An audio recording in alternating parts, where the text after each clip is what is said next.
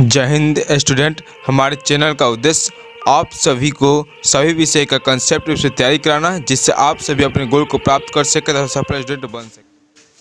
Hello student, UCI 6 to 12 class में आप सभी का स्वागत है। चलिए आज हम लोग बात करने वाले हैं अध्याय 2 जो पूर्ण संख्या के बारे में जानेंगे।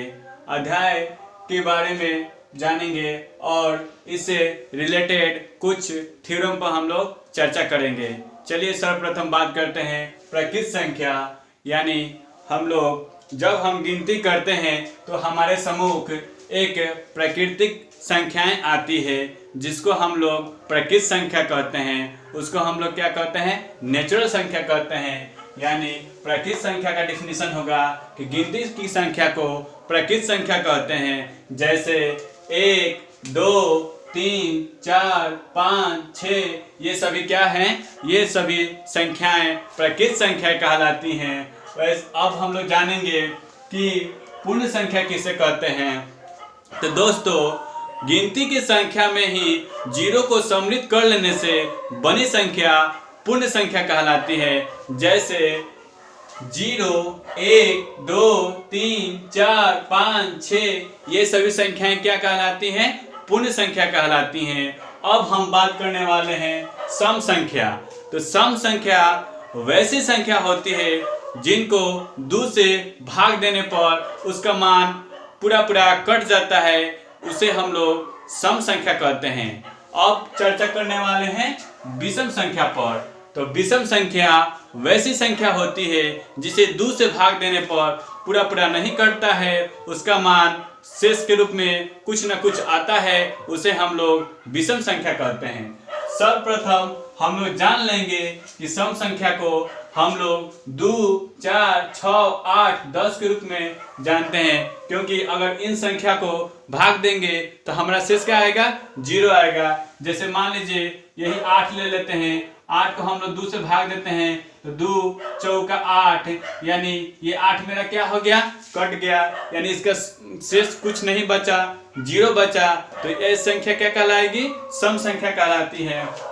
अगर 16 ले लेते हैं, 16 को 2 से भाग देंगे तो ये मेरा क्या हो गया जी? 2 8 16, ये भी कट गया, इसका भी मान क्या आ गया? यानी यहाँ पर शेष 0 आ गया। ये संख्याएं सम संख्या कहलाती हैं। अब हम लोग बात करने वाले हैं विषम संख्या पर। तो वैसी संख्याएं जिसे 2 से भाग देने पर वह पूरा नहीं कटता है, यानी शेष के रूप में कुछ न कुछ शेष बचता है, उसे हम लोग विषम संख्या कहते हैं।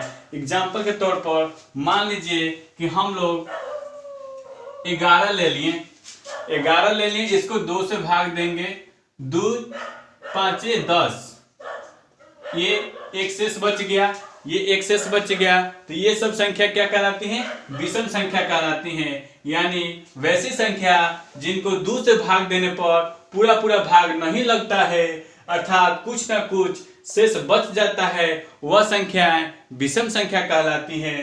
अब हम लोग जानेंगे भाज्य संख्या।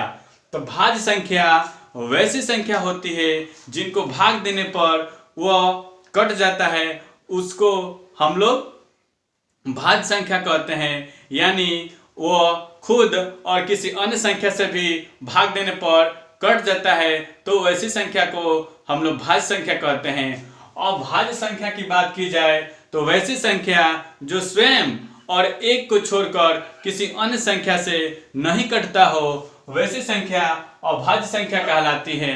जैसे 2, 3, 5, 7 ये सभी क्या कहलाती हैं? अभाज्य संख्या कहलाती है, क्योंकि अगर इनको देखा जाता है तो ये सिर्फ अपने आप से और 1 से कट रहा है। जैसे मान लीजिए हम लोग 5 को ही ले लें, तो 5 किससे कटेगा? या तो 1 से कटेगा, नहीं तो ये 5 से कटेगा। तो 1 से काटने जाएंगे तो 5 बार में कैंसिल, और अगर 5 से काटेंगे तो 5 कम 5, ये अपने आप से और 1 से कट रहा है। तो इस तरह ये संख्या क्या कहलाएगी? अभाज्य संख्या। अब हम लोग बात करेंगे कि संख्या रेखा पर योग कैसे करते हैं। संख्या रेखा के माध्यम से हम लोग योग कैसे करते हैं। तो दिया हुआ है मेरा 5 + 3, यानी हम लोग क्या करेंगे, 5 में 3 को जोड़ेंगे तो हमारा योग कितना आएगा, 8 आएगा। यानी 5 + 3 यानी 5 से लेकर 3 कदम आगे बढ़ना है। दोस्तों हम जानते हैं या नहीं भी जाने हैं तो हम आपको बतला देते हैं कि यहाँ पर इस संख्या रेखा में ये मिडिल में क्या होता है, 0 होता है, 0 होता है। और इधर 1 2 3 1 2 3 4 5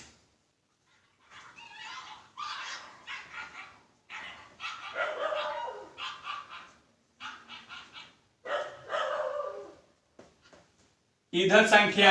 अब हम एक संख्या रेखा के माध्यम से आप लोगों को समझाना चाहता हूं कि जो दाहिने तरफ संख्या होती है, जो दाएं तरफ संख्या होती है वो क्या होती है, धनात्मक होती है, धनात्मक होती है।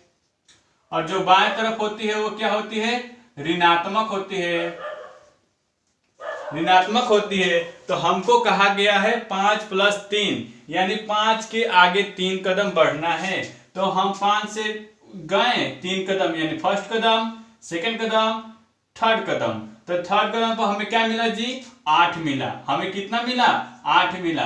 तो इस तरह भी अगर हम 5 + 3 करते हैं तो हमको क्या मिलता है, 8 ही मिलता है। तो हम लोग संख्या में रेखा के माध्यम से जान गए कि अगर 5 + 3 कहेगा यानी 5 के और 3 कदम आगे बढ़ना है तो हमें निश्चित एक संख्या मिल जाएगी जो 8 के रूप में। फिर कह रहा है कि संख्या रेखा पर घटाव। संख्या रेखा के माध्यम से जानेंगे कि घटाया किस तरह जाता है।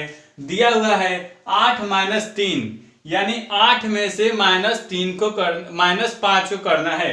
8 - 5, 8 - 5 करने जाएंगे यानी 8 में से कितना कदम पीछे, 5 कदम पीछे। यानी 1 कदम, 2 कदम, 3 कदम, 4 कदम, 5 कदम। 5 कदम जब पीछे आए तो हम लोग कहां पर पहुंच गए, 3 पर। 3 पर हम लोग क्या किए, पहुंच गए। तो इस तरह भी हम लोग देख लिए कि 8 - 5 करने जा रहे हैं तो हमें 3 ही मिल रहा है। और संख्या रेखा के माध्यम से भी हम लोग जाने कि 3 ही मिला। यानी हम लोग 8 में से क्या किए, 5 कदम पीछे आ गए तो हमें 3 प्राप्त हो गया। अब हम लोग जानेंगे संख्या रेखा के मदद से गुणज करना, यानी संख्या रेखा पर हम लोग गुणज कैसे करते हैं। तो हम आपको बतला दें कि गुणज में होता क्या है, जितना गुणज कहेगा और जितने बार कहेगा उतने बार हम लोग करते हैं। जैसे दिया हुआ है 3 × 4 यानी 3 का गुणज कितने बार करना है, 4 बार करना है। तो हम यहाँ पर 3 के पास पहुंच गए और कितने बार करना है, 4 बार करना है। यानी 1 बार, फिर 2 बार, फिर 3 बार, फिर 4 बार। जब 4 बार करने जाएंगे तो 3 का 3, 3 दूनी 6, 3 त्रिक 9, 3 चौके 12। यानी हमें 4 कदम में कहां पहुंच गए हम लोग, 12 बार। 12 बार में हम लोग यहाँ पर पहुंच गए। यानी 3 × 4 करेंगे तो हमें कितना मिल गया, 12। इस तरह हम लोग संख्या रेखा के माध्यम से जान लिए गुना भी करना। अब हम लोग जानेंगे कि पूर्ववर्ती संख्या किससे कहते हैं और प्रवर्ती संख्या किससे कहते हैं। अगर दोस्तों इसको स्क्रीनशॉट नहीं लिए हैं तो ले लीजिएगा, क्योंकि ये आपके एक्सरसाइज में बहुत ही उपयोगी है।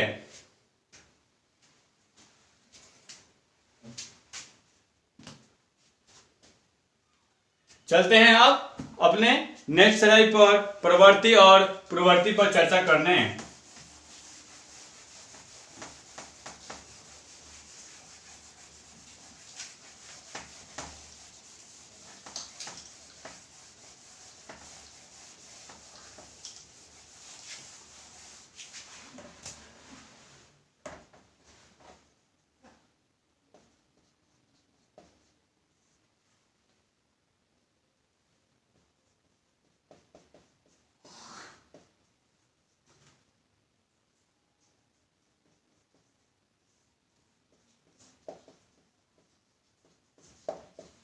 प्रवर्ती और पूर्ववर्ती संख्या।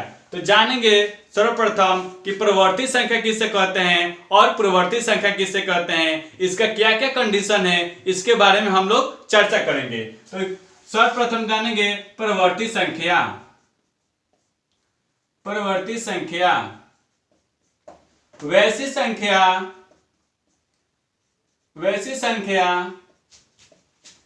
जिनके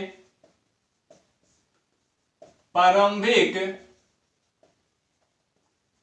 मान में +1 किया जाता है अर्थात जोड़ा जाता है उससे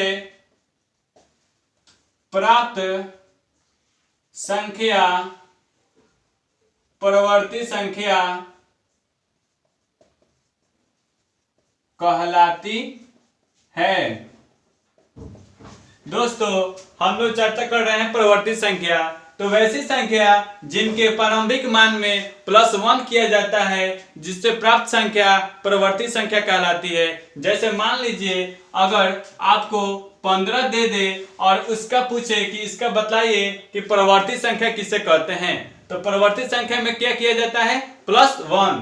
तो यहाँ पर 15 + 1 कर देंगे तो हमारा 16 आ जाएगा, यानी 15 का प्रवर्ती संख्या कितना मिला जी 16। उसी तरह आपको 29 दे दे, 29 को बोला जाए कि 29 का प्रवर्ती संख्या बतलाइए, तो 29 का प्रवर्ती संख्या क्या हो जाएगा हमारा 30, क्योंकि 29 में +1 करेंगे तो हमारा कितना आएगा 30 आएगा। अब हम लोग चर्चा करेंगे पूर्ववर्ती संख्या।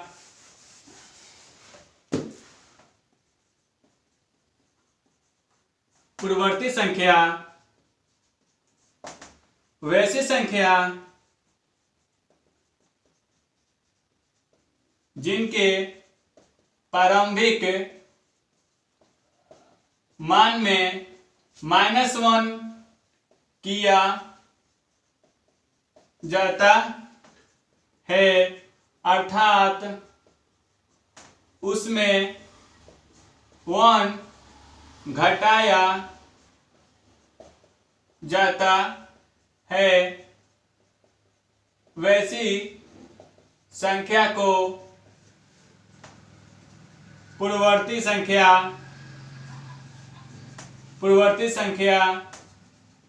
कहते हैं। जैसे 20, 22 इन सभी को हम लोग पूर्ववर्ती संख्या निकालना सीखेंगे।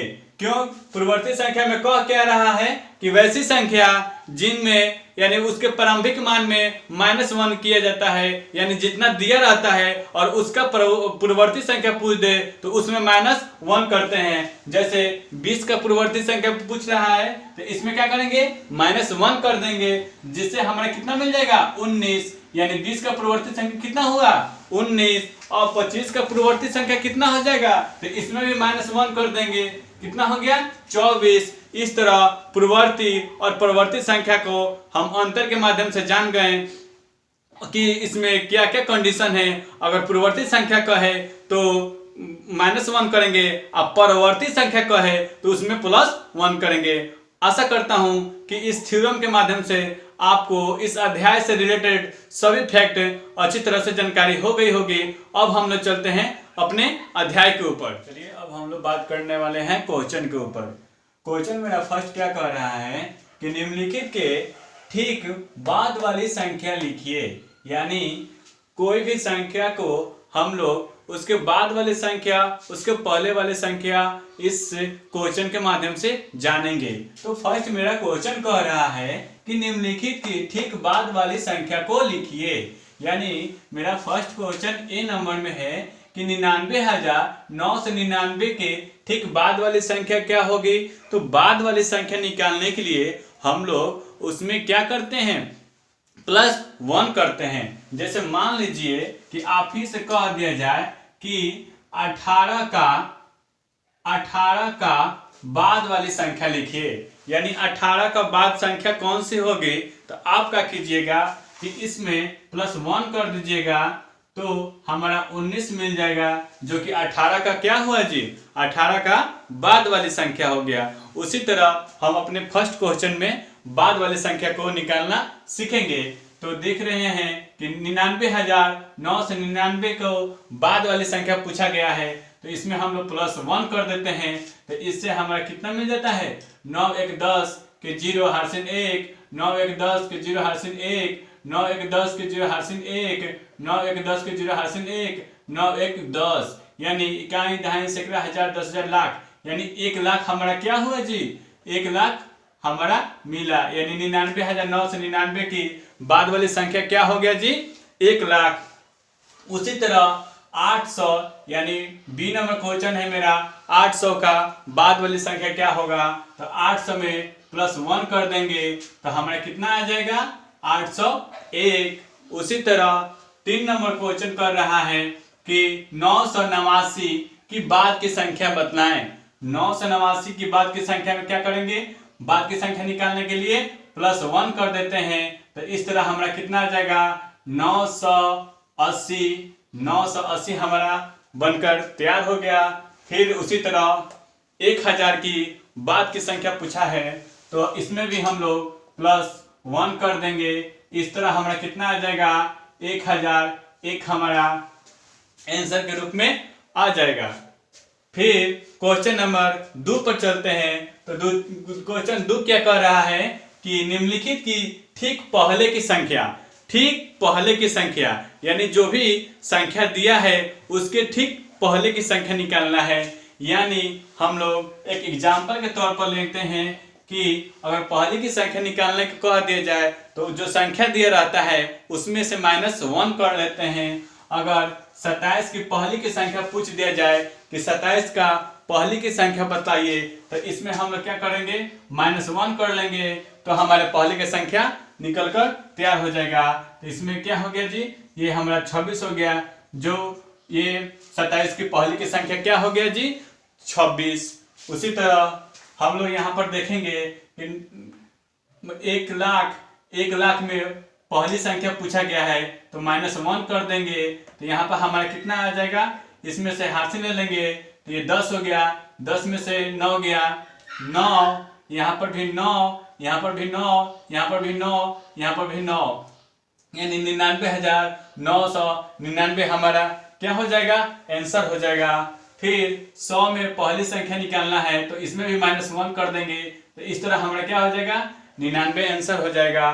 फिर 87 57 में पहली की संख्या पूछा है, तो इसमें भी हम लोग -1 कर देते हैं, इससे हमारा पहली संख्या प्राप्त हो जाता है। तो 7 में से 1 गया, 6 और 5 का यहाँ पर 5 हो गया, और क्या हो गया, 7 हो गया और 8 हो गया। इस तरह 87 56 हमारा आंसर हो जाएगा। फिर 4 नंबर में कह रहा है 99 की पहली संख्या, तो इसमें भी -1 कर देंगे। इस तरह 9 में से गया 8 और 9 के 9, इस तरह हमारा 98 क्या हो गया जी, 99 की पहली संख्या हो गया।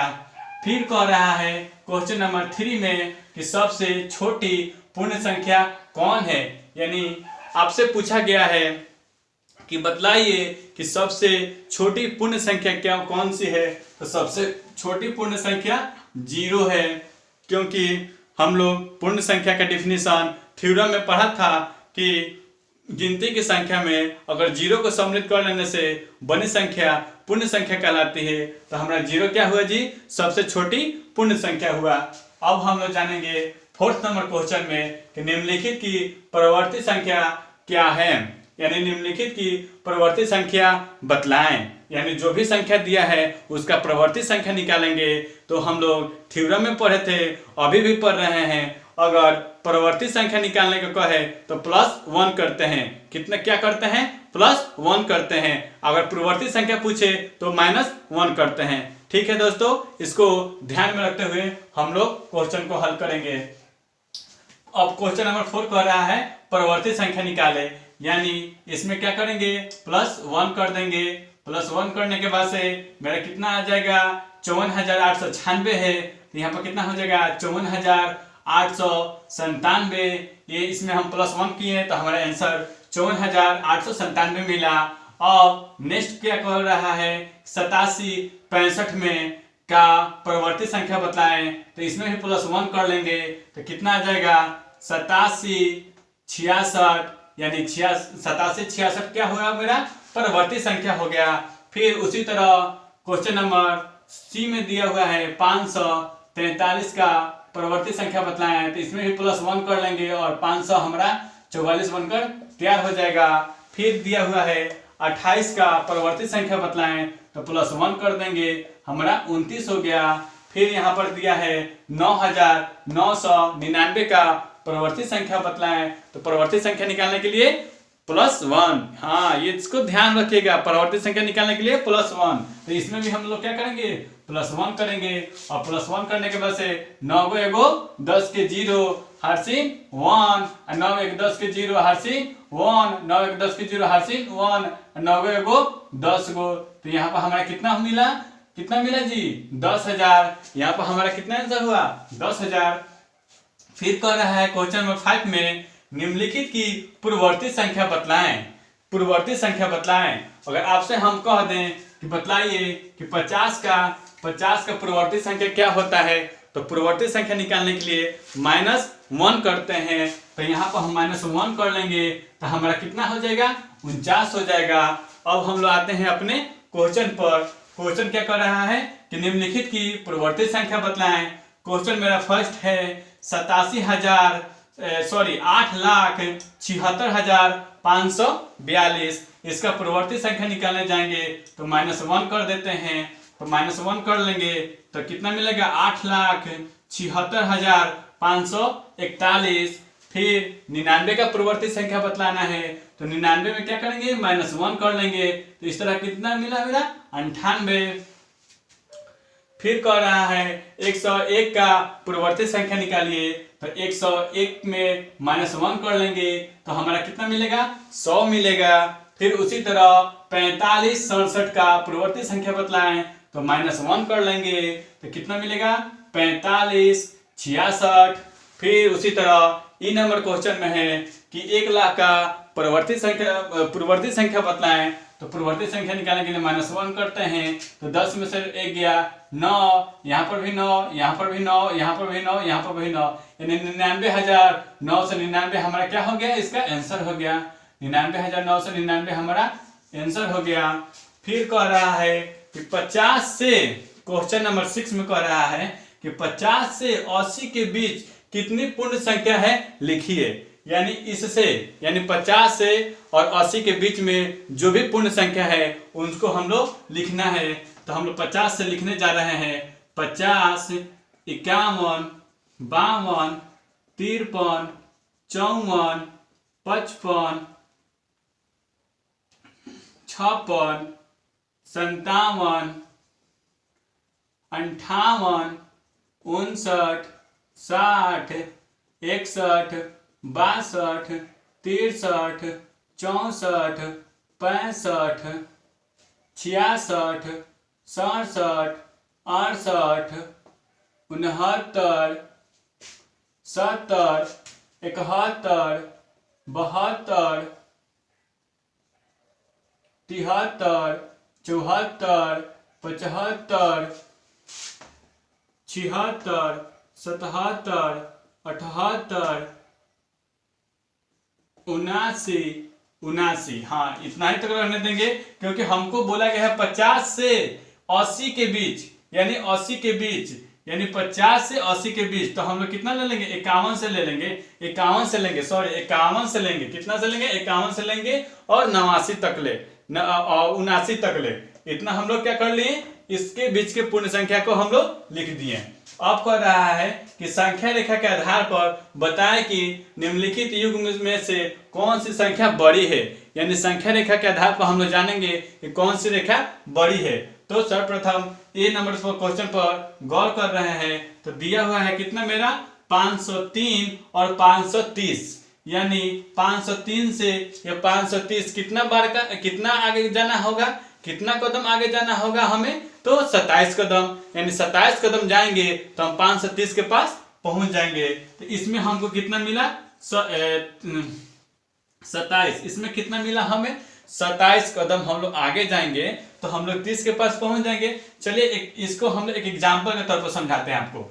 मान लीजिए कि यहाँ पर दे दिया जाए 15 और 20।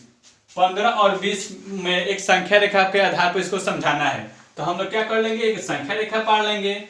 यहाँ पर मान लीजिए मेरा 15 हो गया, यहाँ पर 16 हो गया, यहाँ पर 17 हो गया, यहाँ पर 18 हो गया, यहाँ पर 19 हो गया, यहाँ पर 20 हो गया। यानी हम 15 से चलना प्रारंभ किए और 20 के पास पहुंच गए। कितना पहुंचना पड़ा? 1 2 3 4 5, यानी 5 कदम हम लोग चले तो हम 20 के पास पहुंच गए। यानी 5 गो यहाँ पर हमारा अंतर हुआ, 5 गो अंतर हुआ। यानी हमारे यहाँ पर कितना संख्या मिला जी?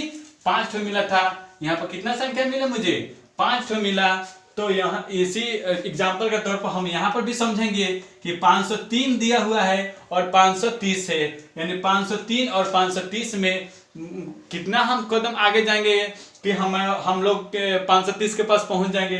तो हम 27 कदम, यानी यहाँ से 530 है मेरा, सॉरी 503 है, 503 है और मान लीजिए यहाँ पर हमारा कितना है? 530 है। तो हम लोग इसके बीच में कितने दूरी तय किए? यानी हम लोग 27 कदम आगे बढ़े तो हम 530 के पास पहुंच गए। उसी तरह यहाँ पर दिया हुआ है, इसी तरह बी नंबर में समझेंगे। बी नंबर में कितना दिया हुआ है? ये हमारा 1020 है और ये 1021 है और ये 1022 है और 1023, यानी 1023। यानी हम लोग कितना कदम आगे बढ़े? यानी 10 से 20 से 21 22 23, यानी 3 कदम हम लोग आगे बढ़े। यहाँ पर हम लोग को कितना मिला? 3, यानी 3 कदम हम लोग आगे बढ़े तो हमको क्या हुआ? ये हम लोग 23 के पास पहुंच गए। हम लोग क्या किए जी? 23 के पास पहुंच गए। यानी यहाँ पर हमको संख्या कितना मिला? 3। अगर उसी तरह हम लोग डी नंबर क्वेश्चन में देखेंगे तो डी नंबर में मेरा कितना है जी? यहाँ पर 70 है, यहाँ पर कितना है? 70 है और यहाँ पर कितना है? 40 है। तो हमको कितना कदम आगे बढ़ना पड़ेगा? तो हम लोग इसको पता करने के लिए हम लोग क्या करते हैं? इसका अंतर कर लेंगे। इसका क्या कर लेंगे? अंतर कर लेंगे। यानी 70 में से 40 को घटा देंगे तो कितना मिल जाएगा? हमको 30 मिल जाएगा। यानी हमें कितना कदम आगे बढ़ना पड़ेगा? 30 कदम आगे बढ़ना पड़ेगा। तो यहाँ पर हमको कितना मिला? तो यहाँ पर हमको 27 मिला, यहाँ पर 3 मिला और यहाँ पर कितना मिला? 30 मिला। अब हम लोग देखने जाएंगे सी नंबर को। सी नंबर में मेरा क्या है कि सी नंबर को देखेंगे कि मेरा है 4387 है और एक है 5987, एक है 5987। तो इसको घटाएंगे तो 0, यहाँ पर भी 0, यहाँ पर 6, यहाँ पर 1, यानी मेरा 1600 का अंतर हो गया। तो यहाँ पर यही ना संख्या बड़ी हुई। और क्वेश्चन में भी पूछ रहा था कि संख्या रेखा के आधार पर बताएं कि निम्नलिखित युग्म संख्या में कौन सी संख्या बड़ी है। तो मेरा सी नंबर क्या हो गया जी? बड़ी हो गया। यानी 487 से अगर 5987 तक हमें पहुंचना होगा तो हमें कितना सफर तय करना होगा? यानी 1600 कदम हम लोग आगे जाएंगे तब जाकर हम लोग यहाँ पहुंचेंगे, यानी 5987 के पास। इस तरह हम लोग संख्या रेखा के आधार पर समझ गए कि कौन सी संख्या बड़ी है। और एक एग्जांपल हम आपको और समझा देते हैं। अगर मान लीजिए कि आपको दिया जाए 29 और 35 में कहा जाए कि बताइए कि इनके बीच कितने संख्या के अंतर है, तो हम लोग क्या करेंगे? यहाँ से 29 से बढ़ना स्टार्ट करेंगे, 29 से बढ़ना स्टार्ट करेंगे। हमें कहाँ जाना है? 35 के पास। हमें जाना है 35 के पास। तो देखेंगे कि कितना हमको संख्या रेखा मिला। तो देखे नहीं जाएंगे तो हमको कितना मिला? 1 2 3 4 5 6 7, यानी कितना मिला हमको? 7 मिला। तो इस तरह हम लोग घटाकर भी इसको क्या कर सकते हैं? मालूम कर सकते हैं। यानी हम 35 में से 29 को घटाने जाएंगे, यानी 15 में से 9 को जाएंगे घटाने तो 6 होगा, यहाँ पर कैंसिल हो जाएगा। तो हमें कितना कदम आगे बढ़ना पड़ा? 1 कदम, 2 कदम, 3 कदम, 4 कदम, 5 कदम, यानी 6 कदम, यानी 1 कदम, 2 कदम, 3 कदम, 4 कदम, 5 कदम, 6 कदम, यानी 6 कदम हम लोग आगे बढ़े तो हम लोग को क्या मिला जी, 35 तक हम लोग पहुंच गए। तो हमको आंसर 7 के सी के रूप में आंसर मिला है। ठीक है दोस्तों, अब हम लोग अपने अध्याय 2 को खत्म कर लिए। अब थैंक यू दोस्तों इस वीडियो को देखने के लिए, और अभी तक ले आपने सब्सक्राइब नहीं किया हो तो प्लीज कर दीजिएगा और बेल आइकन को दबा दीजिएगा, क्योंकि इससे रिलेटेड आपको वीडियो पहुंचते रहे। धन्यवाद दोस्तों इस वीडियो को देखने के लिए, थैंक यू।